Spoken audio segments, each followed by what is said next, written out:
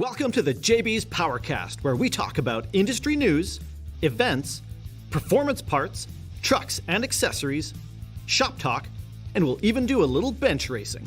The JBs Powercast starts now. Hi guys, welcome to this week's Powercast. Corey, good to be back. Good to see you. Likewise, yes. Yeah, it's starting to have some nice days and things are good. The weather's turning out pretty okay so far. This next week looks super duper nice. Tomorrow's supposed to be like 27 or 28 or something insane like that. So it's starting to feel finally like almost summer. Well, I think this is going to be the first week the heat didn't turn on in my house throughout the night. Right, yeah. What's that? Oh yeah, the heat's coming on. It's May, right? Yeah, no, it's good. It's good. Things are feeling good. There's, more and more. There's more sort of new and interesting stories and things opening up and people going out, and it feels like the mood generally is better. We're still social distancing. We're wearing our masks. We're doing all the right things. But the sort of cloud that was over a lot of people for a long time seems to be breaking up a little bit. So that's really good. Yeah, moods are better. Yeah, and with a little more positivity out of the news and people, more people out outside together. People are starting to visit people again. Yeah, I mean, it's all good. Hopefully it'll be a great summer. It's all good. Yeah. So speaking of news, we'll jump into some stories. Yeah. The first one's not news per se. Okay. It's a bit of a blast from the past.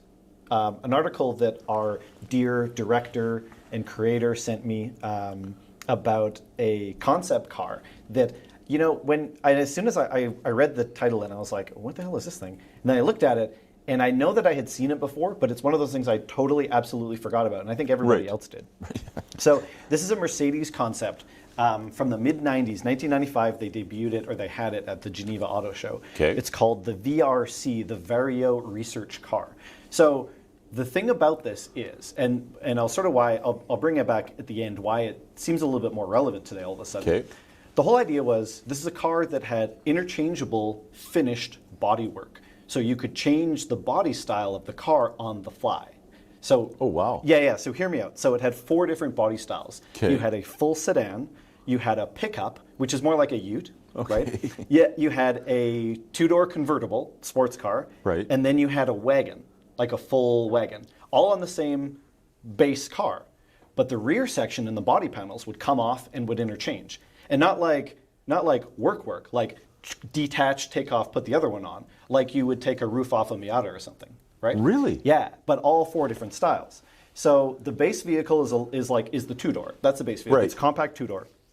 And basically, roof, side panels, rear section would all come off and interchange depending on what other sort of version that you wanted. So they were made out of a carbon fiber reinforced plastic, which for the 90s was holy smokes, super duper advanced. People weren't really doing carbon fiber roofs back then. Now it's like Mercedes carbon fiber roof. Yeah, that makes sense. Yeah, standard in the 90s, on all packages. Yeah, exactly. In the 90s, it's like, what is this carbon fiber you speak exactly. of? What voodoo magic are you playing with? Yeah. So the cool thing was too, Mercedes said that these pieces could be swapped in about 15 minutes. So you could go from a 2-door convertible to a ute to a wagon to a sedan in about 15 minutes of unhooking and rehooking. That's crazy. It is super duper crazy. Yeah, it's really interesting. The thing though that made it really, really ahead of its time, by, 25 or so years, was the idea behind why you could do this. So the Mercedes envisioned people and car ownership as, okay, you want to do all these different things with your vehicles. Right. You want a truck, you want a wagon, you want a sports car. Not everybody can own all these cars. That doesn't make sense. That's not economical. Yep. What if you could own one car and you don't even have to buy all the other pieces? They envisioned it as a sharing platform, right? Which now, ride sharing is a huge thing, especially in the States. There's a lot of companies, right? Bet. Where, it's a little bit different. You go and you swap the whole car. You can change out a truck to a van to a whatever. Yeah. But with this, you buy the base car, you go to a Mercedes dealership, and basically, you need a wagon this weekend? You going on a trip? Or do you need to haul some stuff? You want to turn it into a truck? You go there, you swap your pieces out, probably, pay a fee or whatever, drive off, and now that's your car until you decide to go back and swap it. So no one ever owns those pieces. They just trade and swap them around, which is like such a really good idea. And, you know, it's interesting that in 1995, they had this rideshare body swap weird thing idea, and it seems like it makes a lot of sense. Back then, the concept of ride sharing was you don't totally new. Nobody yeah. really understood the value of that. Yeah. But in today's sort of sharing economy, right, something like that actually could take off, in my opinion. I think something like that could totally work. I agree, and it's interesting because you start thinking of, you know, Mercedes, this luxury brand, and they only make for the ultra rich or the wealthy or whatever, and then you see that, well, it seems like they were thinking of the person and the people that were going to use their car Totally. more than, oh, I'll sell you the Unimog Mercedes truck and this and this and this and get all these vehicles, but no, how about you just buy one and forever you don't need another one because, oh, it's nice on Saturday? Pull up, let's switch you to the convertible sports car. Right. What an interesting concept from a car manufacturer, Right. especially like a traditionally a luxury car manufacturer. You bet. To say, we don't want to sell you 4 cars. That's not economical for you, Right. the owner, the driver. Right. We want you to take advantage of something we've made, where no, just buy the basic one. Yeah. No, we'll take care of you. Right? You want the sports car? Yeah. Come on in, we'll give you a sports car. Yeah. You need Yeah. to go pick some lumber up? No problem. Don't go buy a truck. Don't ask your buddy. No, that's a waste of time. You already own it. Just come. We'll fix you. Yeah, it's such a cool concept. Now, you know, I guess you take the good with the good, you take the bad with the bad. Always. No one version of any of these cars looks particularly good. No. I guess Beauty is in the eye of the beholder. I mean, totally. Yeah. And so, like, Yeah. can you design a car that's a 2-door convertible, a sedan, a wagon, and a truck, and make any of them look good individually? Well, I mean, gosh, no, I don't think you can. But you know, props for them to trying. None of them look really bad, but none of them look particularly good. I guess the question, Corey, is how often do you see people buy based on practicality versus style?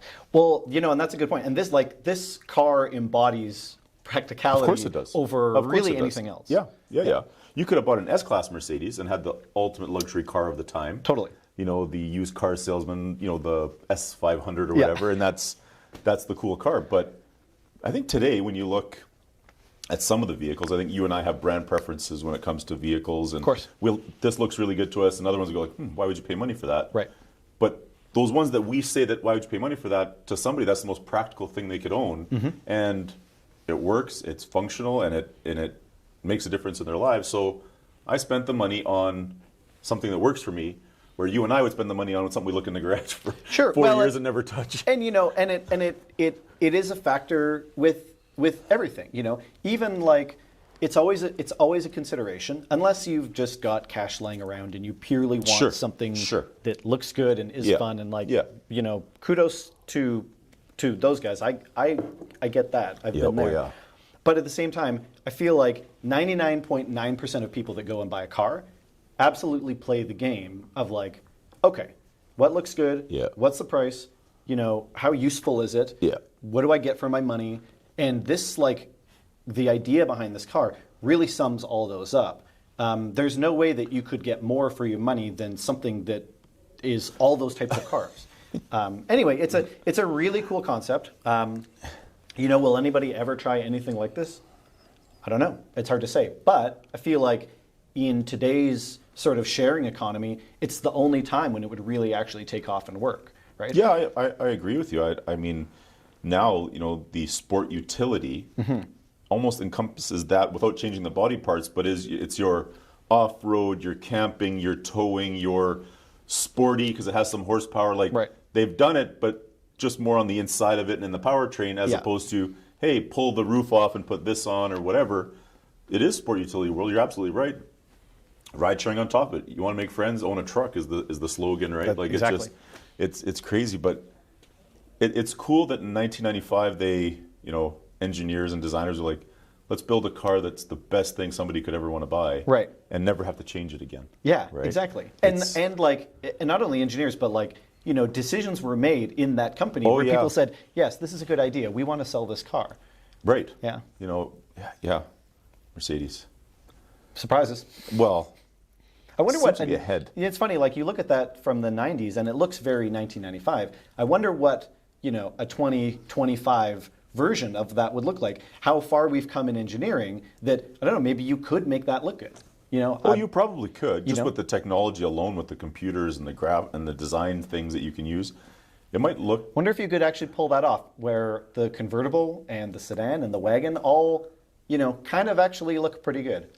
Yeah, Be interesting to see. Yeah. Come on, Mercedes. Let's see what you guys can do. Yeah, let's call them and get them to get on that. Come on. Yeah. Come on, guys. We've been sitting on this long enough. Yeah. Okay, next one. This is a cool story. So there is now being made... You like Mustangs? Sure. I heard you have a Mustang. I do. Yeah. I do. What year is it again? It's an 01. It's an 01. Yeah. But you generally like most Mustangs. Yeah, I mean, they're nice looking cars. I like the older ones better than the newer ones. Of course. It's safe to say, I think, that most everybody likes 60s Mustangs. Fair statement. Particularly like GT500, 67, 68. No question. The Eleanors of the, gone in 60 seconds, Right. right? Yeah. People that are like, man, no thanks, pass. Screw you guys. Yeah, Everybody exactly. likes those cars. Yeah. So there's a company out of Oklahoma called Classic Restorations, and they're pretty well known for being sanctioned by Ford to do full Mustang, especially GT500 restos. Like that's their thing. They are big money guys, and if you want to go and you want to have one built, those are the guys to do it. Like Ford trusts them to do it right. So they decided that they wanted to do something interesting. Okay. And the result of it is sort of like a SEMA car that you can buy, right? Oh, SEMA cars tend to be sort of crazy one-off things that like some company's going to invest $1 million and we're going to make this crazy car because we can and we're going to show it at SEMA and no one's ever going to produce this. Yeah. But look what we did. Well, they're sort of taking that concept and making it something that you can buy. Right. So Classic Restorations wanted to do a fully carbon fiber body of a 1967, 1968 Shelby GT500. Oh, wow. 100% fully carbon fiber body. So they got in touch with there's a builder, carbon fiber builder out of Wisconsin called Speedcore Performance. So about a year and a half ago, they did a Charger for SEMA that was fully carbon fiber and made some pretty big waves. Yeah, no Every kidding. single body panel, everything was beautiful, weave, stitch, the whole thing, fully carbon fiber, right? Yeah. So, carbon fiber body cars nowadays is not insane. They're on supercars all the time. Right. But going back and doing a carbon fiber resto on a muscle car, Unheard of. totally unheard of. Yep. But also insanely cool. Yeah. You swap all that steel out for carbon fiber, man, you lose half the weight of the damn thing. Yeah, Right? now it only weighed 2,500 pounds as opposed to the original 5,000 with all the old parts in it. right? Exactly. Yeah. So basically, this company Speedcore, now thankfully, Classic Restorations, they have all these panels. They make these cars, right? Oh, okay. So they sent them piece by piece, and they 3D scanned every single piece of the car. And they ended up making really, aerospace grade carbon fiber that they say is hypercar quality carbon fiber bodies. Wow. On Shelby GT500s, right? So not, some cheesy That's buy pretty it from sweet. China carbon fiber Yeah, parts. yeah. This is Perfect. Yeah. perfect reproduction. So basically, if you want, and this is something that they're going to sell to the public. They're not just making one crazy one. Yeah. This is something that you'll be able to buy. So Classic Restorations, they still need they need basically a steel tub from the car. You still Sure. need a donor car. That's right. They can't make it out of nothing. Nope. But they give all sorts of different options for motors. You can have a 3.5 liter EcoBoost. You can do a hand-built 427. You can do they actually do they do a 7 liter 1,000 horsepower supercharged motor that you can put in it. Because why not? Yeah, of course. Right?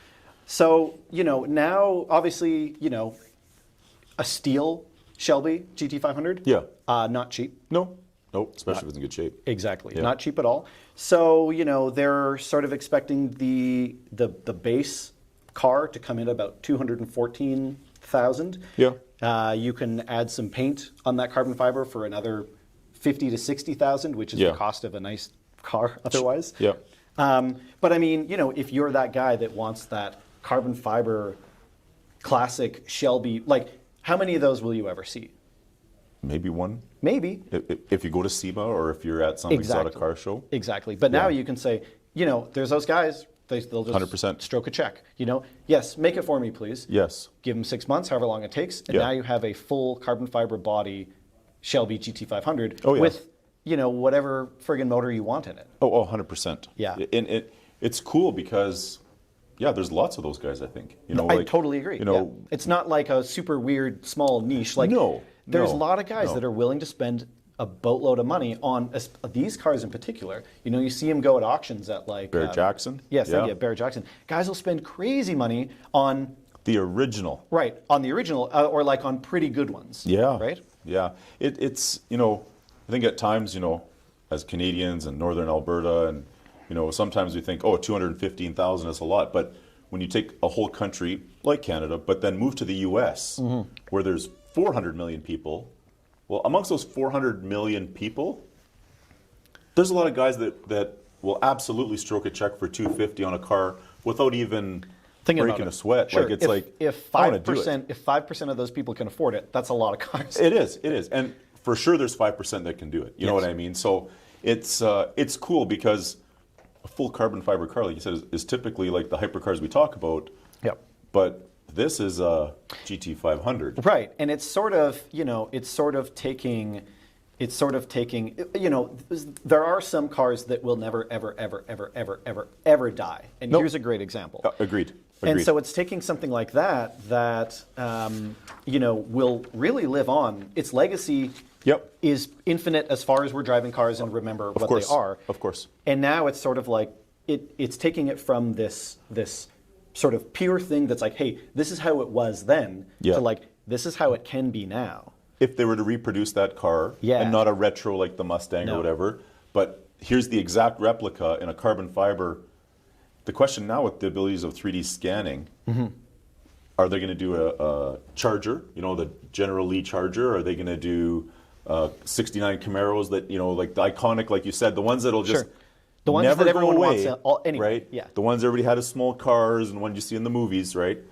That, you know, this company might go, you know what? The next one we're doing is the Dukes of Hazzard 1970 Charger RT. Why not? I mean, And the cool thing is like those cars, there's not enough of those anyway. Of course. Like there's already a huge shortage. That's why they're worth so much. Exactly. That now it's like if you're willing to pay that, but maybe you want a new one Yeah. made of carbon fiber with whatever motor. Because like Yeah. to me, you know, muscle cars are cool. I'm not at all a like purist numbers matching. No. Oh, it's got that. Like that's Yeah. all neat. That's all cool. I totally respect that. But like, man, I like the car. Same here. You know, its history is interesting, Yeah. but I don't need it to be.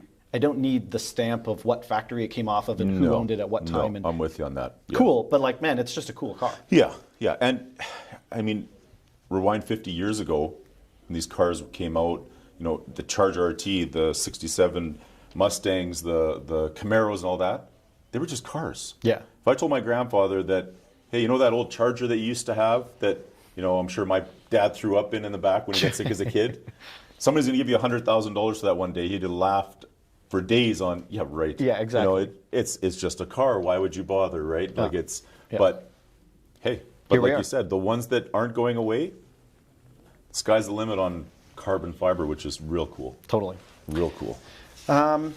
The last one, I saved the best for last. Okay. Best to me. Sure. I know that we don't always. I know that we respect each other's tastes in cars. Yep. We would be boring if we had the exact same Yeah. taste. Just makes no sense. It makes no sense at all. This story, it makes me excited for a couple of reasons. So, this week, Nissan, who I have been not very happy with lately, I think generally as a company, Nissan kind of sucks. Okay. Their cars are boring. Their marketing strategies are boring. They just haven't done anything exciting. They used to be such an exciting company. And they've just like flatlined in the last 10, 15 years. Like it's just, you know, there's been nothing cool coming out of them for a long time. Right. Every time they come up with a cool concept, or they have a cool idea, it goes away. They cancel it, blah, Right. whatever. Like this, Right. they've just turned to such a vanilla car company. It's disappointing. So they came out with a video this week that's called, you know, the future of Nissan. Okay. And they call it, you know, Nissan A to Z, right? So it shows these cars driving, and it's listing them by letters. You know, Okay. A, Armada. Right, Know, yeah. You know, whatever, all the way down All the the way line. through. P, Pathfinder, right?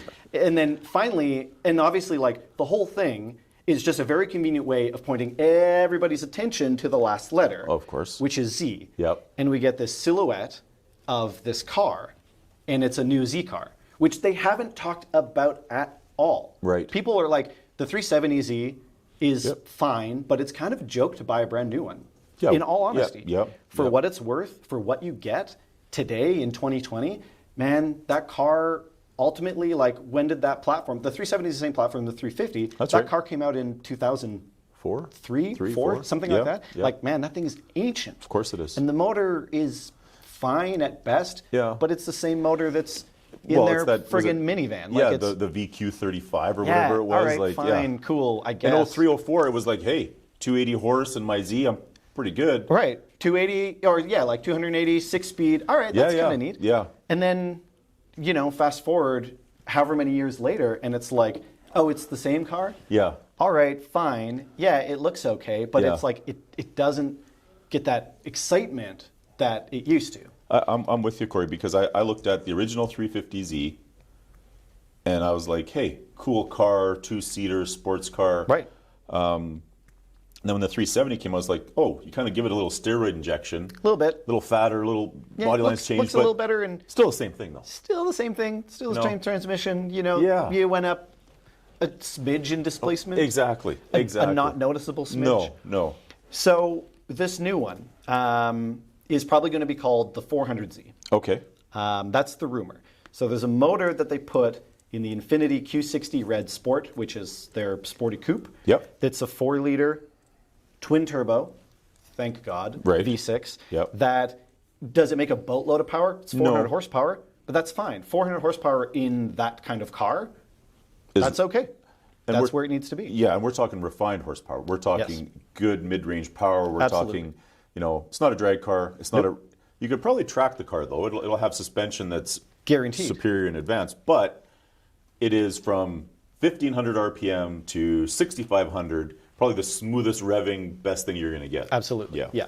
So, so style-wise, you know, the teaser video, the first shot you get is pretty silhouetted, and then it pulls away, and you get a little bit better view of it. And what's interesting is that, like, man, this came out of nowhere, and you don't, obviously they don't show you the whole car. Sure. But what you do see looks awfully ready. So I wouldn't be surprised if we see the actual car like being ready and for sale in the next year. Oh, wow. Like I think it will be 2021's maybe calling it early. Okay. But like they've been really sitting on this, and you know, good for them for keeping it a secret and being quiet about it. Sure. Style-wise, the lines like it's unmistakably a Z car. You see it and it's like Oh yeah, I'm looking at it here. Yeah. you see it and it's so I want to point out obviously like the roof line, you know, you've Yeah. got that real aggressive fastback look. The headlights, I think it's really, really cool. So what they've done is they have like a split single circle, right? They've got like LEDs, top and bottom split. And I think that really calls back to the original 240Z Yeah. round headlights Yep. that we Yep. haven't had, you know, Since then. Exactly. Yeah. So I'm hoping that they push hard in that sort of retro style, and that seems like it's maybe the direction they're going to go. Yeah. The silhouette is nice. The silhouette's gorgeous. yeah. Like you look at it and it's like that's a Z car, unmistakably. Yeah. So I'm excited. You know, again, Nissan has been like, you know, kind of a fart in the wind lately. Sure. But man, oh man, oh man, oh man, I hope they get this right. It's been a long time coming. And like me, again, the 370, I talk about it because it's kind of boring, only because they let it get boring. Yeah. You know, like I've always loved, you know, that platform. Yeah. The 240Z is like one of my all-time favorite cars. It's on my absolute bucket list. I Sure. so badly want to have one. Yeah. So I've always had a lot of respect for this this series that's Yep. pretty long running now. You bet. You know, 72, 73 is when the first one came out, and they've kept it up pretty good. Again, they kind of let their pants fall down a little bit in the Sure. last few years. Sure. They got into all kinds of weird shit, the Juke and all the Right, like- and like when you see the lineup of cars actually, and you compare it to a lot of other manufacturers, as far as like Japanese cars, you know, Toyota maybe it's hard to say, but like they have a lot of cars. You bet. So I get it. They have themselves spread thin. They own most of Mitsubishi. So like you know, making a sport coupe rear drive 6-speed, I get it. It's not their huge priority. Yeah. But, you know, I think they see what's happening with Sure. the Toyota, you know, the Yeah. Supra. Oh, And yeah. a lot of these cars, they need to come back. They need to be injected back to really revitalize the sports car market. Because guys like me, who are, you know, coming into their 30s now, who grew up with these cars in the 90s, these iconic cars, the 300 ZX, the Supra, these are the cars that we want to see new now. and they know that. Yeah, well, yeah. And it's like the timing is really, really good. So I just hope that I hope it's as good as it looks in a shadow. Oh, and I'm sure it will be. Yeah. And I mean, you look at it, it almost has that long nose. Was it the Datsun? No. Yeah. Well, that's and again, that's like the it same, has that cool, real aggressive, then tough in the back look. Like it. I mean, now that you showed us, it's going to be cool to see. And like anything else, these guys are doing research far beyond what anybody can fathom, and they know what the market is looking for. What our generation of guys, okay, I want to get my sports car again. I used to have it. I want to get it again. Right. Here, like you said, Toyota did it with the Supra. Wow, you watch Fast and the Furious, you want an old one? How about this? How about a brand new one that is way nicer, does everything you'd ever want it to be, sounds good, looks good, and works good, and the price is actually pretty reasonable. Sure. Well, it's like, if you're in the market for a Supra, sure. If it's like, oh, you want a Mark IV 6-speed twin turbo, get your JZ, wallet out. It's $100,000. Yeah. Get out of here. Yeah, exactly. Who? What? No. Why? Yeah. I get it, but no. You look at a new one, and they're what? I don't know, 60 or something. I think like so. that? Yeah. 60, 65. Yeah. That's loaded too. Yeah. So it makes a lot of sense. I'm sure, again, Nissan, other than the Skyline, there's no really, really high dollar old Z, except for the 240Z, the Datsun. That's right. But, getting into a new sports car, again, it's a bit of a niche spot that there's not a lot of people that have the price point. The Subaru BSE and the Toyota GT86. Yep. Other than that, what is nothing else. Yeah. Right? No. And everyone's kind of been calling on them to step it up for so long, because if you want that lightweight rear drive manual sort of thing, at a reasonable price, well, it's the business is there to take. Oh, I agree. It's cool. I mean, with everything going on, for them to start releasing the hey, look at this, people want it. It's cool because maybe like you said, 2021 is a little quick, but maybe not. Maybe not. Like you see, I'm so used to car companies taking so long and just dragging it out. It's like, ooh, hey, look, a wheel. Right. Oh my God, it's a wheel. Yeah, exactly. They ride the hype train so hard. Yeah. And thank God that Nissan's like, hey, look, here's the car. It's driving. Yeah, we made one. Yeah. Don't worry, guys. Yeah. It's not that far. Yeah, no. They're not pulling a Toyota. Toyota really just, forever and a day. 10 years almost. We talked about the friggin' Supra and saw spy shots and, oh my God, there it is. It's in camo. And oh my God, look, it's an exhaust pipe. Yeah. Look at those lug nuts. Yeah, it's exactly. Man, who cares? Just give me the car. Yeah. I'm done. Yes. Need it. Let's go. Yes. Yeah. So hopefully it's sooner than later. Again, we didn't see any, oh, here's the badge on the grill. It's Sure. no, here's the car. Yeah. It's in the shadows. It's fine. But look, here it is. But somebody's actually moving that car Somebody's around. driving it. Yeah. Yeah. So fair to say that the Rogers family will have one when it comes out? The Rogers family? Or do you mean me? Well, it's a family purchase. Is how you gotta sell it, It's right? a family. It's a family purchase. Yeah. It's for the But family. the only person that's right in is you. No, you said it. It's for the family.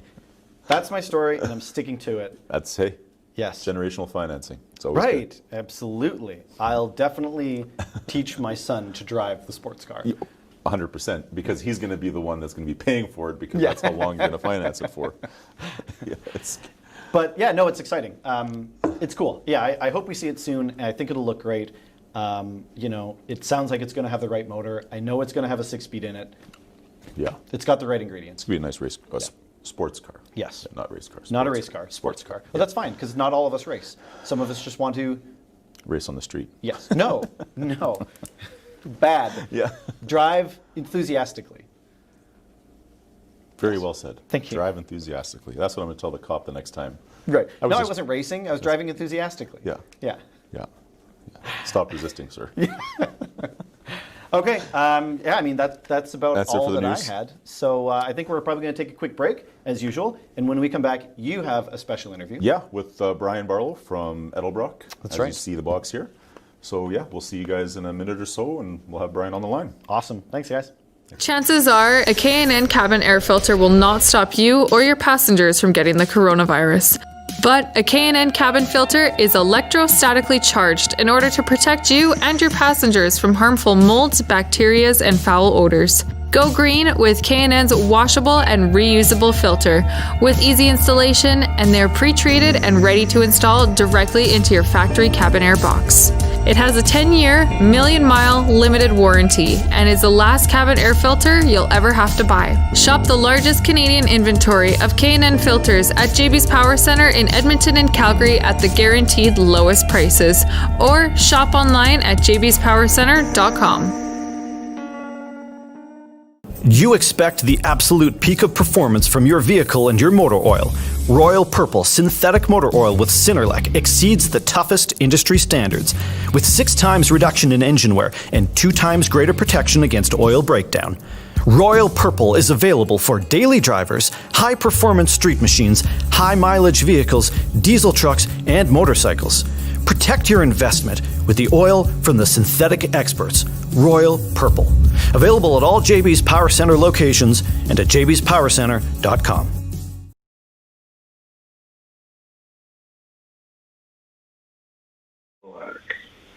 Welcome back, guys. We're here with Bryan. We got him on the line. He's in beautiful British Columbia, enjoying some rainy weather or nice weather, Bryan?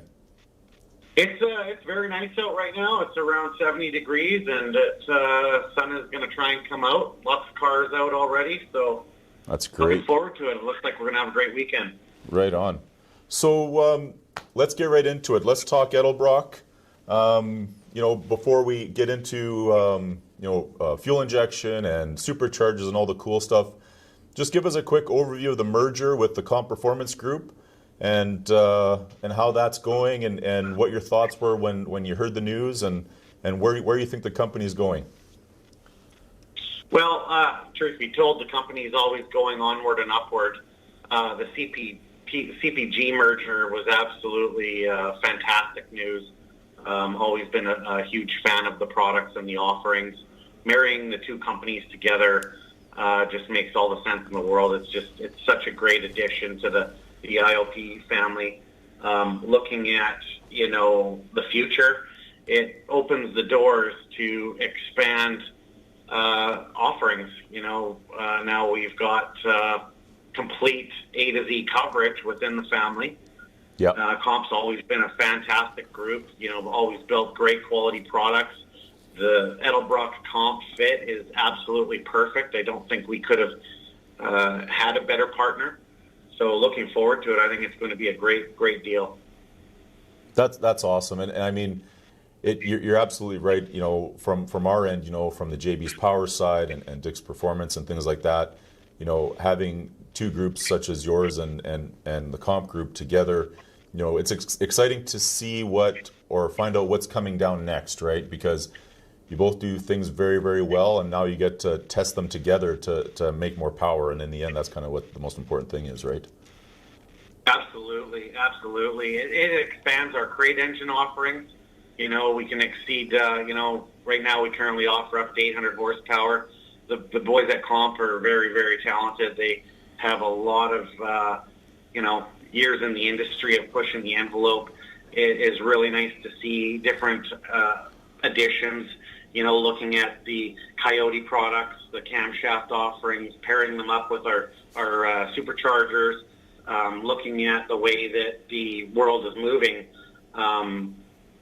We want to be able to offer the entire plethora of performance. Edelbrock has always been a very conservative company. We've always partnered up with great people, and, from entry-level bracket racing, hot rod street machines. Now we can add some of the real, exciting high RPM, really high stability valve train components. It just expands. It's a real breath of fresh air because we can just keep the ball going. Edelbrock was established in 1938, and moving forward, I mean, we're going to be well into the future with what the two companies can bring. Together. Very, very, very positive. Right on. That's great. So let's get into fuel injection. I mean, it's mainstream now, I guess is a fair statement. It's something that a lot more people are now leaning towards. There are carburetor guys. There are a lot of carburetors sold. I mean, Edelbrock's 1406, 1806. The new numbers. They're a never-ending piece, I think, from Edelbrock that'll always be sold. But now more and more people are talking fuel injection, the ease of use and stuff like that. And you always hear, Holly Sniper and fast fuel injection and Phytech. Let's start with the Pro-Flo 4. That's Edelbrock's latest offering for fuel injection. And why is this a great choice for your average street guy? Well, Pro-Flo, being in its fourth stage, has been very, very, very well developed. When you look at the amount of fuel injection offerings, and you're correct, we still do a tremendous amount of carburetor business. As you start to go along the different shows and stuff, you start to realize that the fuel injection segment has just come from the back row, and now it's seated up front. We really, really, really do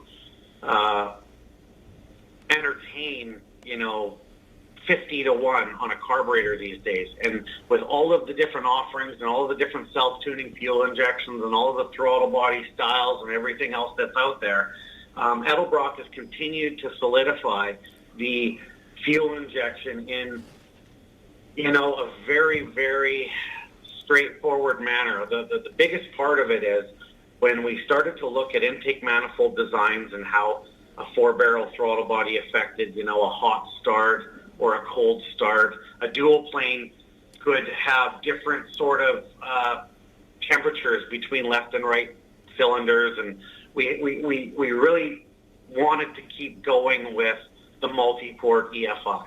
Right. We developed the multi-port EFI 15 years ago or later, and we had it in the 3500. It was a very, very ahead of the curve piece, but production and demand was very, very low, so we didn't have a whole lot of consumerism behind it.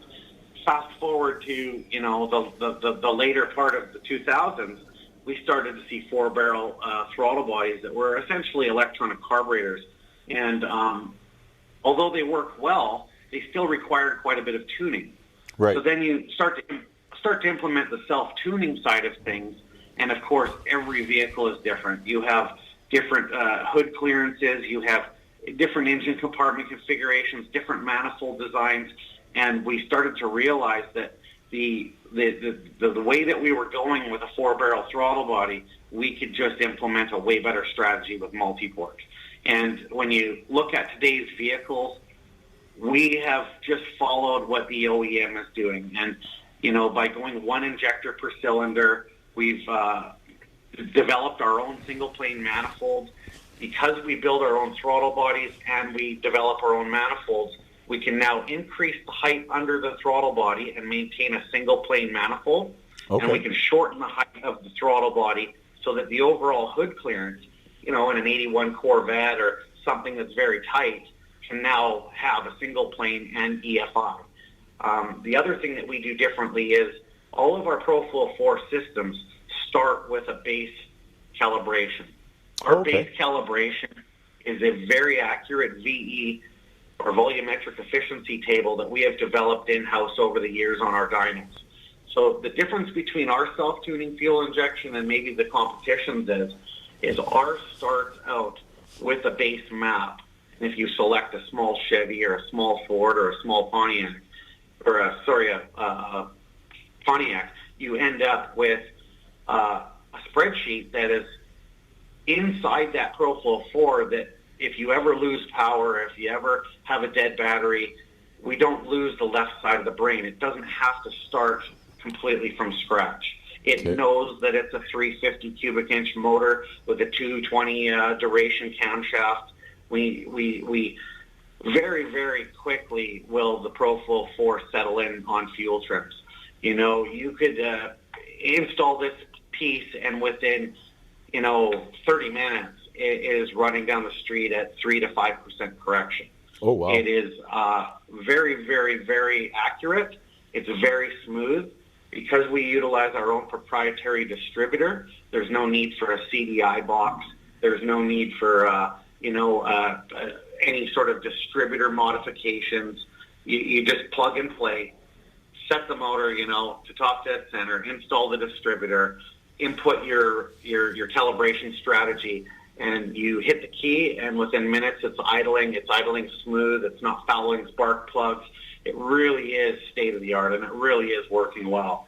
The main controller behind it is a epoxy potted ECM, very similar to a IP67, where it's weatherproof. Right. It is utilizing channels of Bluetooth that are the same implementations into your cell phones, Motorola-based style controls. You look at a tethered handheld controller that limits you to tuning from the passenger side of the car or under the seat or wherever you mount the brain. Right. Edelbrock has developed an app. So if you have an Android-based tablet or cell phone, you can download the app for free, and you can, play around with it and see how simple it can be. Now, moving forward, we utilize an Acer tablet. It's a very high-quality piece. We allow the computer companies to make the tablets as they do so well, and we integrate our app into that, and now you can use it as a dash stack. You can simply, suction cup it to the windshield and look at some gauges. You can look at real-time functioning of your wideband oxygen sensor, your base spark timing. Or if you're in a installation facility, a lot of our customers out there, they want fuel injection, but they don't understand it. Now you could have a dyno center, or you could have, a general repair center install this system, and they don't necessarily have to have a handheld or tethered controller. Right. If there is a lost or damaged controller, they can simply just download it to another Android device for free. Right. And you're on your way. And we're so proud of it. It just works so well. It is very, very good at managing large duration camshafts, stuff with narrow lobe separations. Because of the base VE format inside the base calibration, it allows us to hit the ground running, and it allows it to really put a powerful product in the consumer's hands that is very easily explained, but also it has different values. So you could set it up very, very strategically and very calculated with a lot of different parameters, or you can literally just turn it on, set idle speed, set base, and max timing, and go. Right. So it really tailors to a lot of different customers. And being multi-port, it just runs unreal. Very, very smooth, very crisp, excellent throttle response. And I think the big thing that people need to understand is when you convert a carburetor over to an electronic fuel injection or an electronic style carburetor, it's really only half of the battle. Right. An electronic carburetor is not fuel injection. It's really only the fuel component of the injection. And when you look at today's vehicles, the needs to control spark and able to control coolant temp or intake air temp and offset timing values and things to, really allow you to, drive up huge elevation and still have a good solid source.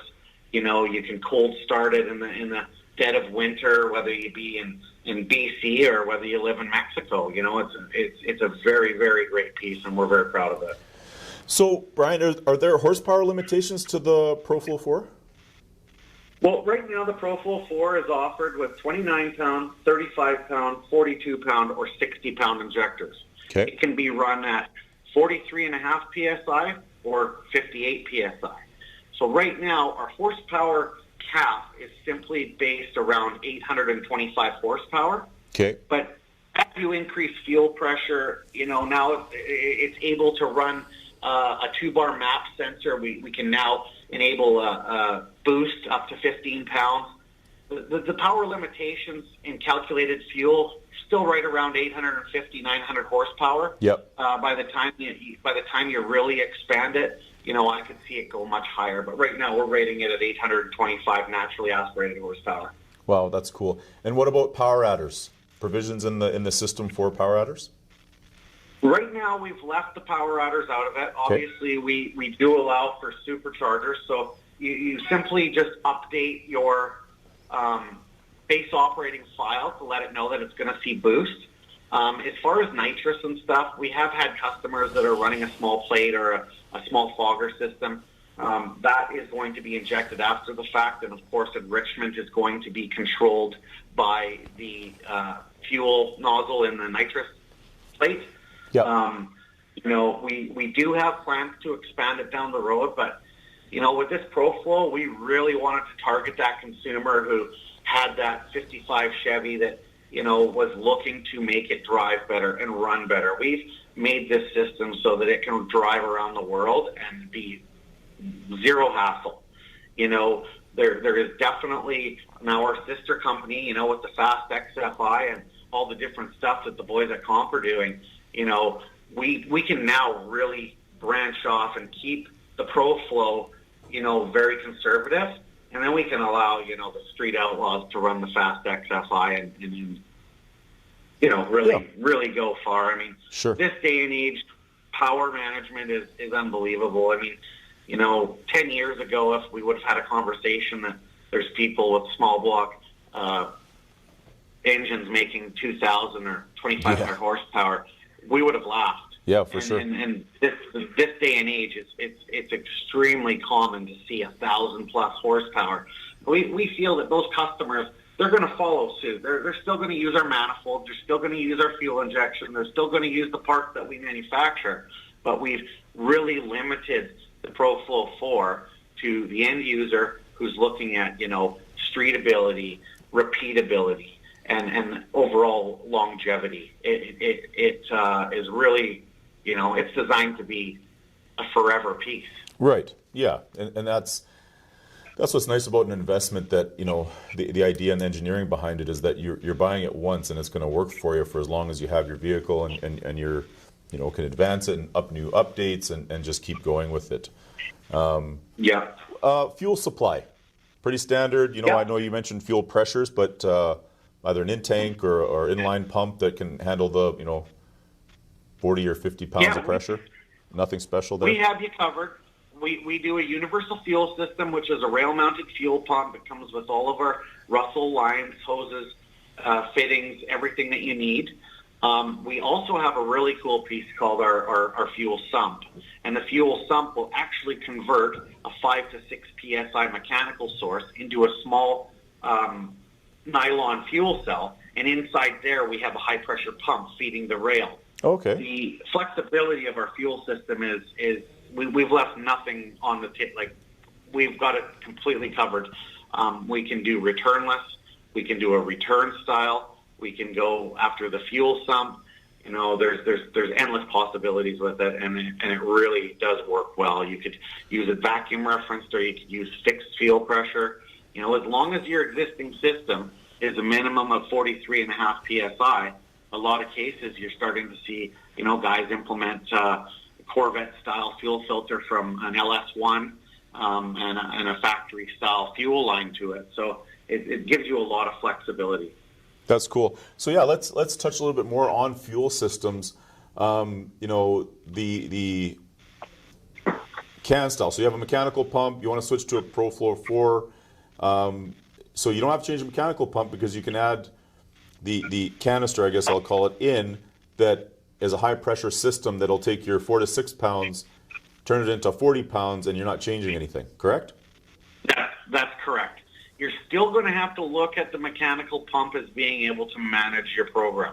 Sure. Because a lot of people are taking existing engine combinations and adding fuel injection. They're usually covered. They've usually got 160 gallon per minute mechanical pump hanging off the side, and that's going to feed the motor. And then when they implement our fuel cell and our Pro-Flo 4, the base delivery has already been adequate for the motor.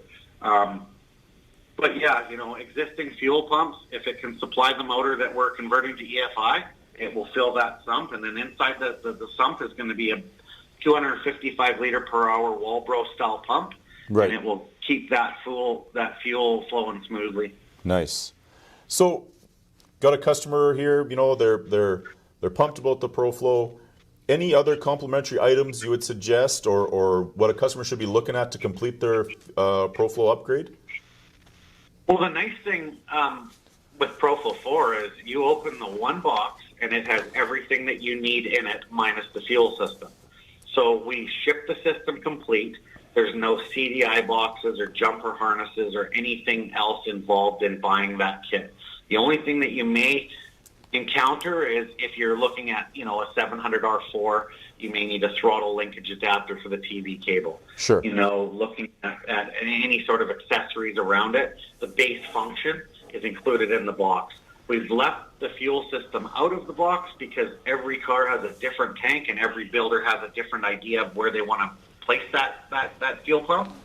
So we've separated it into two components. So the Pro-Flo 4 for your application is going to ship complete. It comes with intake manifold, throttle body, fuel injectors, all of your sensors. Everything is in one box. A beautiful weather pack harness, and the Acer tablet. You actually pull it out of the box, and it is assembled by our professionals at Edelbrock. So Right. There's little to no assembly. If you change the intake manifold, you've now installed the Pro-Flo 4. Right. Very, very nice. Very cool. Yeah. Brian, what about air cleaner? Any special requirements for the air cleaner? Because I know on some of competitors' kits you do need a different drop base and things like that. What about for the Pro-Flo? We've learned a lot over the years with our carburetors. So we do understand that a drop base is usually based around throttle linkage or hood clearance. Yep. We leave that up to the consumer. It will take any standard drop base air cleaner from our product line, and I would imagine that our competition's always on our heels, and they pretty much try to just follow suit of what we're building for air cleaners.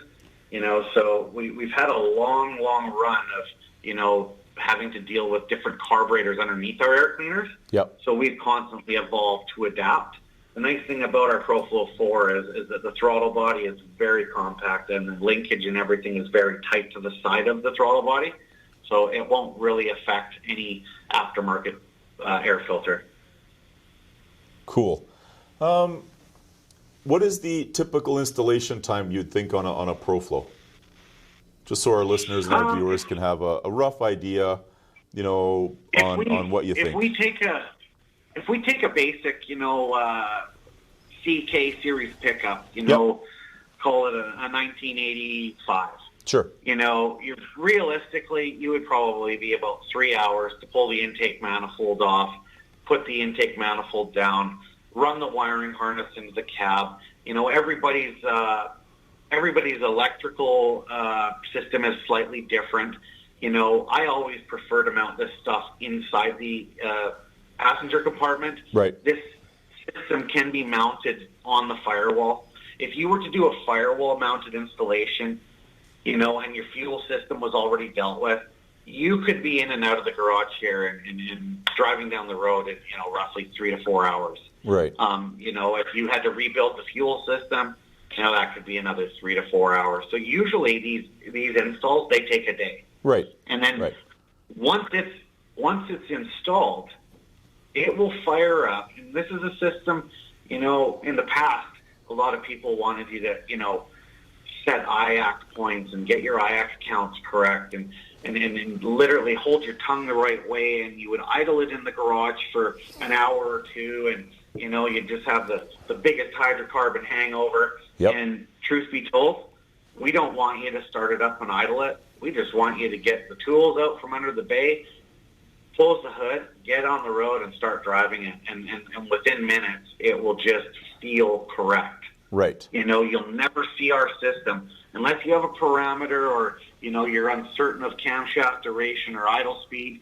You will never see our Pro-Flo 4 foul a spark plug. Wow. And on a chassis dyno, if you go into the app and you're commanding a 12.5 air fuel ratio, yep. within about the second pull, it's making a 12.5 air fuel ratio. Wow. Because the base calibration file is embedded into the PCM, you really hit the ground running. You really do, get 95% of the way there. So a few mid-throttle pulls and then into wide open throttle, we see less than a couple of hours of setup time. And really, it's really impressive because fuel injection, like you say, it's come around and there is so much competition out there.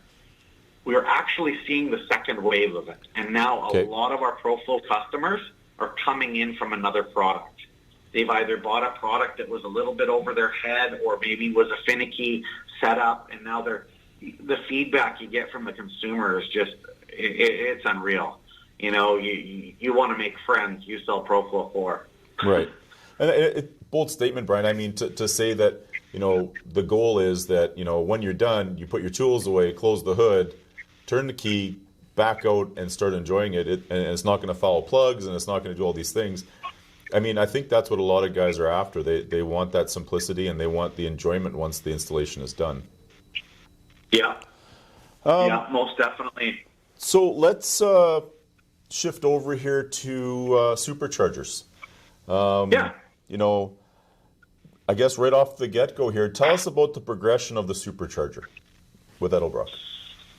Well, the progression of the Supercharger with Edelbrock, I think it started out with the H122 with a single carburetor.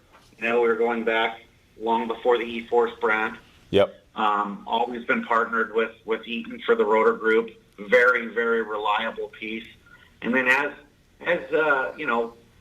manufacturers started to, support newer applications and you were able to unlock factory ECUs and, GM and Ford and Dodge and everyone made these, hot rod, muscle car, retro throwbacks. Right. Edelbrock really wanted to step in, and we started with some Corvette stuff. We did some, pickup truck stuff, and it just continuously evolves, and all the way to today. Now we've got the 2650 rotor group, which is just doing amazing things. When we were first educating ourselves on the 2650 pack, we were saying that, what was 800 horsepower capable. And now you're starting to see people upwards of 1,250 horsepower out of that rotor pack. So that's crazy. Our common offerings right now are 2,300 and our 2650. And then, of course, we do our H122 as well. We do some offerings now for Chevy Colorado and V6 Camaro. We do a lot of different stuff for the Subaru and Scion, the BRZ and FRS crew. Yep. So implementing our Supercharger division, we really decided that we were going to follow CARB. And in California, CARB is a huge faction, so having your vehicle emissions friendly and being able to daily drive it and not have to trailer it around, our engineers, they really put their heads to the grindstone and they really started building these applications, now excess of, 600 wheel horsepower and emissions friendly. And one thing that we learned over the years is anyone can build horsepower. Sure. But having a factory catalytic converter behind it and having a factory warranty behind it is the big one. It is so amazingly easy to knock the catalyst out of a vehicle by tuning it too lean or, creating a backfire or something like that. So just years and years of development with our calibration team and our engineers just built these Supercharger kits that they're seamless. They're very, very, you look at the instructions that are included with each one of our kits. They come in a 3-ring binder. It gives you an outline of what parts to expect inside the pallet. It shows you who actually picked the parts. It gives you a step-by-step color instructions. It is just a very complete kit. And so when you look at Supercharger business as a whole, we went in a different direction with our Superchargers than our competition did. Our competition had no problems cutting a hole in the hood chopping out the rad support or wiring in something to the harness or an additional injector pack or a bunch of things that actually, devalue a new car. Right. When you look at our engineers, they put it together as close to OEM as they could get. And 95% of our applications do not even require to drill a hole and mount a screw. It is all pre-formed, the hoses, the belts, the tensioners, just everything is in set it and forget it. You dump your calibration in and you're ready to go. That's interesting, Bryan. So tell us, explain the E-Force warranty, because I think you touched on something there with, you've got a guy that has a Camaro, and it's got a little bit of warranty left, or a Mustang or something like that, and there's that hesitation that, oh God, I'm gonna add something that I really want to put on my car, but then the dealership's going to say everything is void and you're done. And what's the warranty? Let's touch on the warranty with the E-Force. So the way that our warranty works is we cover the warranty. Yep. And we really did, to keep the 50 state legal certification and to look at what we were trying to achieve, we implemented our warranty and we cover it in-house. Yep. We're so confident in our calibration strategy and stuff. We do not assume the factory warranty. The factory powertrain warranty is always going to be managed by, your Ford, Chevy, your Chrysler, your Dodge. Yep. Our warranty, can cover you for 36,000 miles. It's a in-house warranty. We cover transmission failure. We cover rear differential failure. I mean, of course, it's all got to be reviewed by our upper management. Yep. And when you look at it, I mean, we've had little to no warranty claims in this. I mean, our facility, we just continuously test and retest our componentry just to make sure that it's the highest quality and safest, most drivable equipment out there. But if you were to have an issue with an E-Force Supercharger, as long as you fill out the customer request warranty paperwork that's shipped with each Supercharger, yep, as long as it's registered, you're covered under Edelbrock's Supercharger warranty program, and it's been extremely well received. We've seen a lot of dealerships get behind it. They know that we stand by what we say. And a lot of their own manufactured aftermarket parts, they don't extend warranty or offer any sort of warranty. So, we're just very confident that we've done it right. And, fast forward, the last 12 to 15 years, I mean, we've got it right. It's the proof is in the pudding. Yeah. Now, you're saying, when you get the crate, you go through it, see who put it together, and it's all a nice complete package. Now, you can order it to come with the handheld for a built-in tune right from you guys, or you can have it tuned at your local dyno shop or somewhere, correct? Yes. So when you look at our Supercharger offerings, the warranty applies to our in-house calibration only. Okay. When you look at a lot of your tuner shops in North America, a lot of those guys are really geared at pushing the envelope, and a lot of those Superchargers are going to go to applications like street rods and muscle cars and things where there's fabrication involved. Yep. We refer to those as a tuner kit. Okay. Those do not get the warranty paperwork installed inside of them. Okay. They are, we honor quality control, but a lot of those guys are changing pulleys. They're, increasing timing. There's no catalyst. They're really pushing the envelope. So, Unfortunately, in the racing world, you're on your own. Yep. But if you go after a factory calibration and do a Cal included file or a Cal included Supercharger, then the in-house warranty applies. That's great. And I mean, I think we all have that understanding that if you want to push the envelope, as anybody who's ever been to a racetrack will understand, that you make a great pass on the first one, and the next pass something breaks. It's kind of just the nature of the game when you're pushing everything to the max. I mean, in drag racing in particular, you always find the weakest link at some point. So, it's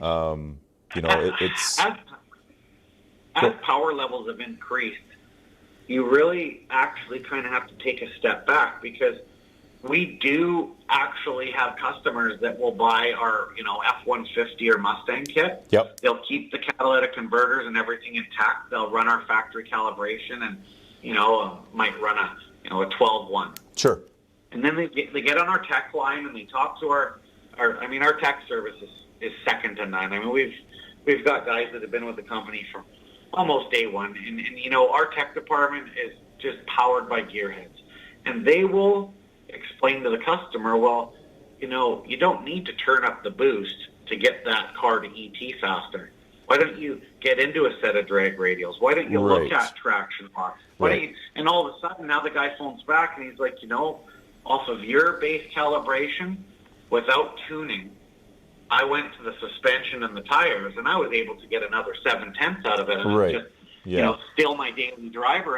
And that's something that, as we've really gotten ahead of ourselves, you remember back when 500 horsepower was absolutely mind-blowing. Sure. Now, if it doesn't make 1,000, people don't run to the fence and watch it. But what a lot of the consumers have lost is the fact that it takes a lot of passes down the track to dial that car in. And the horsepower under the hood is such a small component of how that car is going to ET and how it's going to run out the back door. And, it really actually spreads the business around when a guy's got a carb, EO'd, emissions-friendly, warranted supercharger, and you see him head into the staging lanes, and now he's got slicks on and, all kinds of other stuff. So it's really cool. It really is impressive to see, weight modifications, suspension modifications, how far you can really push some of these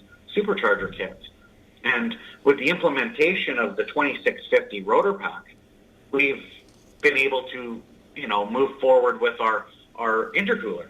Now we have a DP3C, which is a dual pass intercooler core. And with that TVS 2650 rotor pack, we're able to create a supercharger that the rotor is actually 15% larger in volume over the 2300, right, but it's upwards of 20% more efficient to run. So it takes less power to turn the rotor, making more CFM. Right. And actually, power outputs are now achieved at less boost levels. So where you would take a 2.3 liter and make 600 horse, and it would take 12 psi. Right. Now with the 2650 rotor pack, you don't have to spin the blower as fast. The intercooler is larger, 6 or 7 psi. It makes the same amount of power. So the efficiencies are way up. Way up. Yeah, and that's again that's a testament to engineering and looking forward and trying to build a better product. Because we all want to make more horsepower, but we also don't want to run things on the ragged edge to cause issues or have something fail. And the last thing you want to do is finish a project only to have to take it back into the garage a week later because, I should have made this or I should have did that. But having something complete and relative bolt-on, like you said, there's nothing extra out of the ordinary if you're bolting it onto your Mustang or you're bolting it onto your truck. You get the kit, you prepare yourself, you're a Saturday, Sunday maybe, whatever it takes, but you should have everything you need to be on the road relatively quick with a something that's going to give your bone stock vehicle probably an additional 100 plus horsepower at a minimum. Yeah. And we really have learned over the years, thousands of car shows later, when you implement a strategy for a customer to go out and make 1,000 horsepower and melt everything down, the one guy will say, I don't care. Right. But I tell you, when he hits you at a car show and he's melted a $25,000 package down, he really does act like a little boy at Christmas with a broken toy. Right. Right. And when you look at Edelbrock's expertise and experience, everything that we build and everything we stand behind is all built off of longevity and duration. And you look at We've got Corvette customers out there with our early 2300. Our superchargers will go 100,000 miles before they even need an oil change. Yeah. And that's an oil change on the supercharger, not the motor. Exactly. Yeah. But yeah. The crazy thing is I've encountered guys, C6 Corvettes with 200,000 miles on it, and the supercharger is literally the way it was from brand new. The car was installed at the dealership level or at the mechanics level, and the guy now went 12 years or 14 years as a daily driver, Right. and this OE style supercharger has gone around the world so many times, and that's another thing that that we really step up and we really deliver on is just making these products last, not just being first to market, but being strongest in our market, being Right. able to step out and really explain to the customer that you're going to put this on your Camaro and you're going to get 10 years plus of enjoyment out of it. Right. Not a year later we discontinue it and we tell you that it was never any good. Right. Yeah. No. Fair statement. I mean, and that seems to be a little bit of the world we're living in, where you buy something today, and a TV, for example, and it's the latest and greatest thing, and then next year it's like, well, that one actually wasn't. This one is, and buy this one now, and buy this one now, right? So it's cool that for as long as Edelbrock's been around, and I mean it's a testament to the products they sell for the reason they've been around so long, that that's still a core value of, we want to build something that you're going to keep forever, and we're not in the market of having people just buy new because we're saying you have to, but here, buy this, and if you decide to keep your car, we're going to stand behind the product we sell, and for as long as you have your car, we're confident our products will last, whatever that might be that you're putting in. Yeah, and it's still on any sort of sales calls of there. You head out into a shop, and it actually makes you smile when the customer is asking for an obsolete product, maybe an old Spark amplifier from a 3500 or something that is so far obsolete, and you put them in touch with our tech line. Yeah. And the guys that are running our tech line, they were there when that product was new. We still Right. have the engineered notes. We still have the amount of knowledge and the amount of credential that Edelbrock packs with each and every one of its employees is second to none. I would put my team in front of anyone because our guys have been there a long, long time, and they're not just there because it's a job. They're there because they're passionate about the products, and so many of our employees are driving a supercharged vehicle or have a muscle car, and it's really prevalent on stuff like Power Tour when our sales staff, they bring all their cars out, and they're 500 miles from stop to stop, and supercharged small block Chevelles, and these guys, they're passionate about what we are selling. So Sure. it really allows us to move forward, and it really allows us to stand proud in front of the brand. Right on. So I want to shift gears again here and just briefly and quickly. I mean, I live in Alberta. JBs is in Alberta. Let's talk a little bit of diesel. I mean, I think it's coming to a point now in North America. I'm just speaking for our area here in Canada that diesel trucks are something. It's it's not now where I bought a truck because I work with my truck, or I like the way trucks look and I like this style, this brand.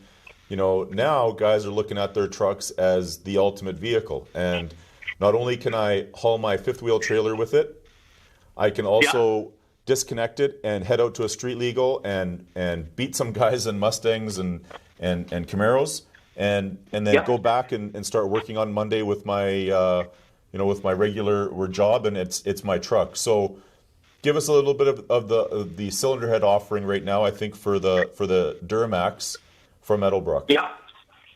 So right now we've developed a cylinder head for Duramax. We have continued to evolve with what is going on in the diesel market. Edelbrock doesn't want to just jump in and deliver something. We want to deliver the best that we possibly can. And so when the engineers sat down and started working on the Duramax cylinder head, it was in a, you know, I'm a Chevy guy myself, and we all know that. When you look at the Duramax and you look at the diesel market, a lot of guys had started to go into sled pulling, and a lot of stuff now, you know, Texas Mile and different airstrip events, and Sure. you know, big dyno mules and stuff like that. So I think our engineers started with Duramax, and they had partnered up with you know, a lot of different people from the industry to just get 2 cents of what was going on. You know, initially what we saw was a guy would take a stock truck and he would put a tuner at it, Yep. and it would make 100 more horsepower. Sure. And next thing you know, thousands of them are being sold, and then upon tens of thousands, and then next thing you know, every single truck that you see has got a tuner in it. Of course. I mean, Yep. diesel is so grossly inefficient that you're able to adjust injector time and increase boost and make the motor more efficient, and of course the byproduct is going to be horsepower and torque. Yeah. Well, we have our own foundry, Right. and so we cast aluminum, and so naturally the fit was the Duramax, because Duramax is really the only one left, I think, that's using an aluminum cylinder head, except for the smaller diesels and stuff. Yep. And so we had Keith Dorton and some of his colleagues built a Bonneville salt flats vehicle that was, you know, going, you know, sub 200 miles an hour with a Duramax. Right. So as the market started to turn, I think he had our attention, and we started to develop different sort of, you know, components around the failure of this Duramax cylinder head, and it evolved now to what is today our T7 heat-treated Duramax cylinder head. And, Yeah. you know, the cylinder head that we produce is not just your average cylinder head. It's out of the box. It's ready to run. You know, we have customers out there that have replaced stock cylinder heads with our cylinder head. And, you know, when you look at the T7 heat process, that's one thing I want to kind of touch on. You know, T7 specification heat treating, it results in castings which are overaged. So Right. the artificial aging step of aluminum or heat treating is carried a step further than the industry standard of T6. So what this does is it reduces the residual stress in the casting and results in a more dimensionally accurate finished product. T7 affects the tensile strength, the compressive strength, and the hardness of the casting. And we've offered this in a lot of different castings that, you know, we've done with the Musees, and we've offered this in a lot of really high horsepower applications.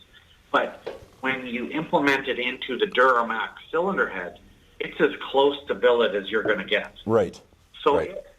it's capable of, you know, handling 100 psi of boost.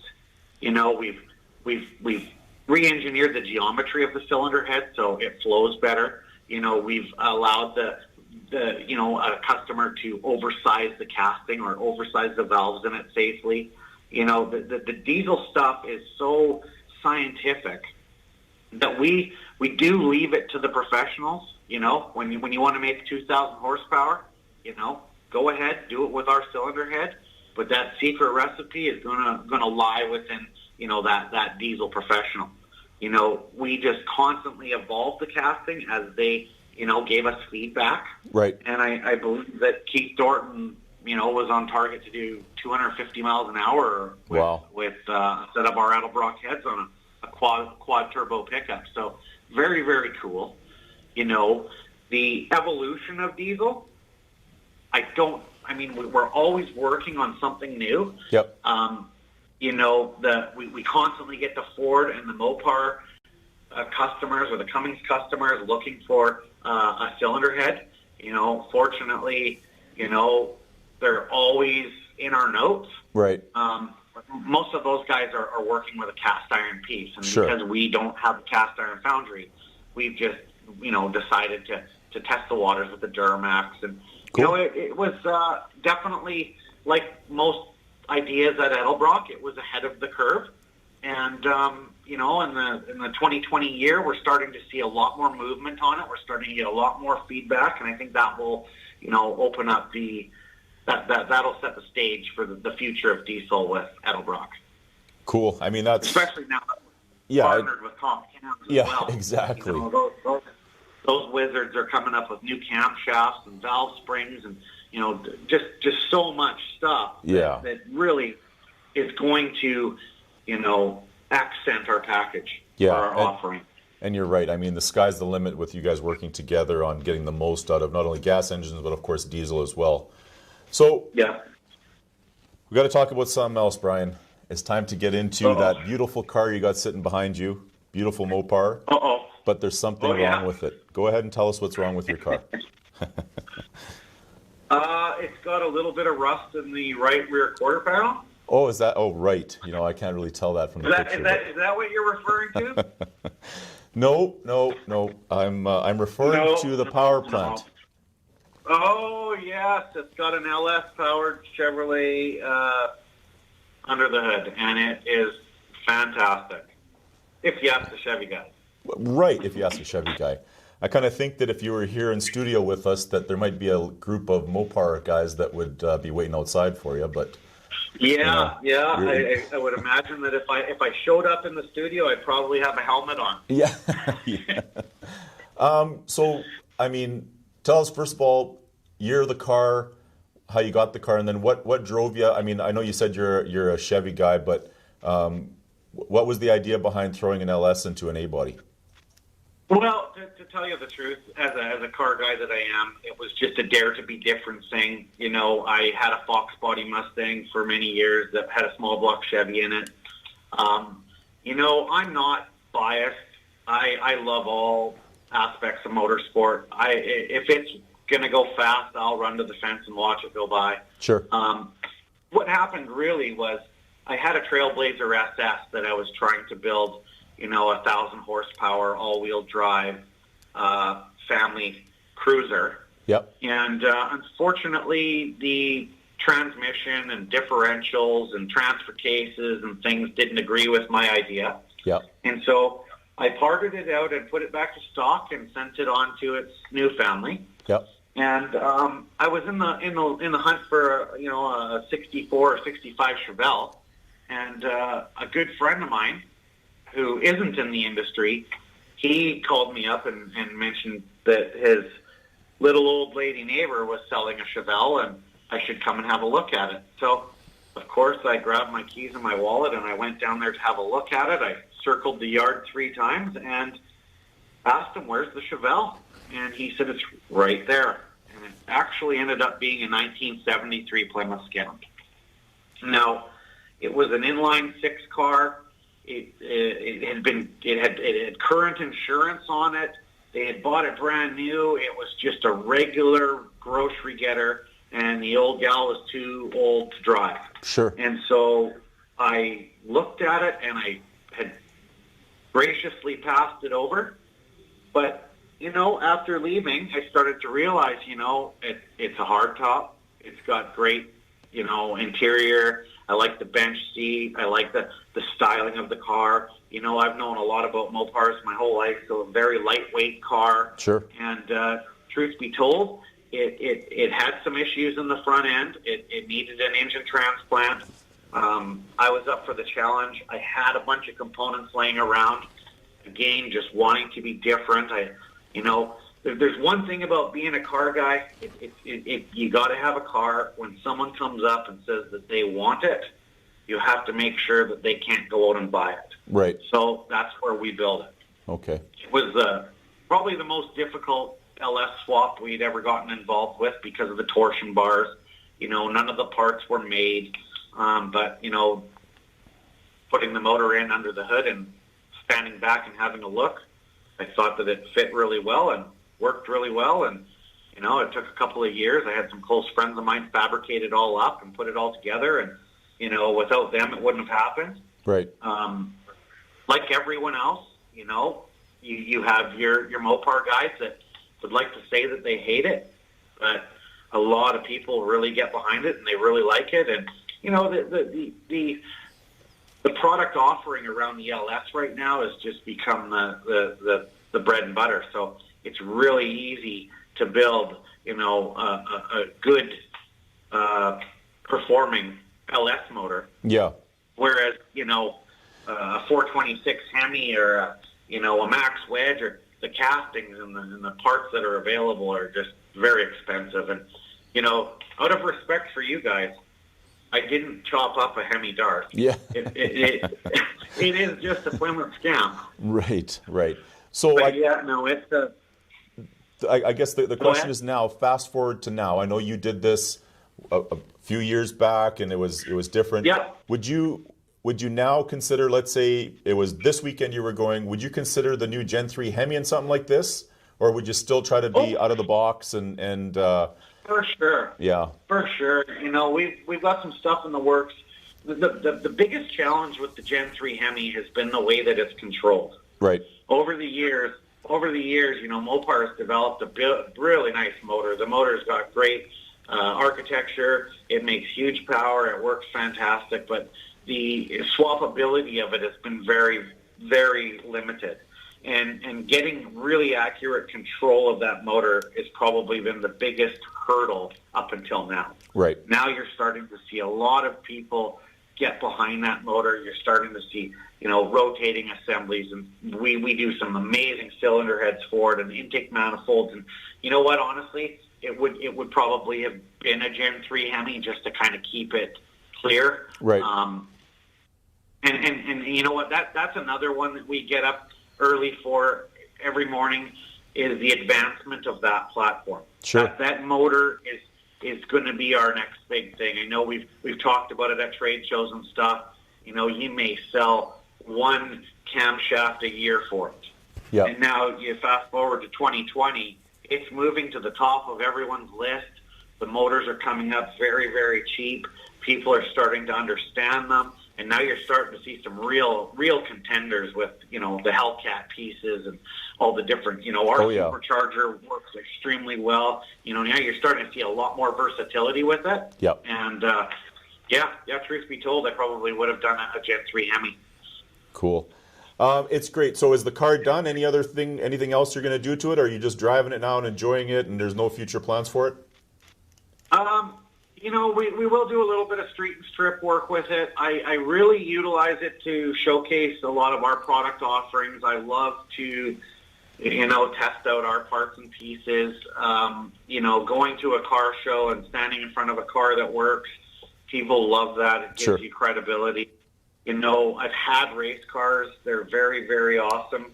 However, dedicating a day to the track and going out there and having all your friends and family come out and help you and just to have it rain. Yeah. That has deterred me. As we get older, we get a little bit more involved with our work. We at Edelbrock, we're extremely busy. So I really just utilize it to head out into the back 40 and do some burnouts after a tough day at work. Yeah, you bet. Put a big smile on my face, So it's nice to have a car that, you can throw the family in. There's no roll bars or parachutes or anything like that. I can, cruise at a hot rod event. I can go to a modern car show. I can do a lot of different things. So it's just been a very versatile piece for me. Right on. So just wrapping up here, Bryan, any final thoughts from yourself, Edelbrock? Oh, just charge forward. 2020 has been a very challenging year for a lot of us. We have woken up to awful news day after day. Social media has publicized everything in all the wrong direction. But the one thing that I can look forward to is Edelbrock remains strong. CPG comp strong. Our whole industry has actually surprised a bunch of us. Where the car culture is stronger than it's ever been. And that is a breath of fresh air, just understanding that, people, they are still that in love with their cars and there's still people every day wanting to, change to fuel injection, and you're constantly learning every day, and that's really nice. You know, in a negative state that the countries have been in, it's nice to know that now. I mean, truth be told, we were going to wash our hands everywhere, and you know, a lot of our day-to-day business is conducted with people who maybe talk a little bit too close, but now it's kind of reset. And now we're able to kind of retrain the people around us, and then I find that there's a little bit more consideration. There's a little bit more, you know, compassion. You know, so it's definitely coming out of this. I think we're going to be okay, and like I say, the automotive industry is moving forward. You know, talking to some of the manufacturers, you know, people are up. You know, looking at some of the new car sales.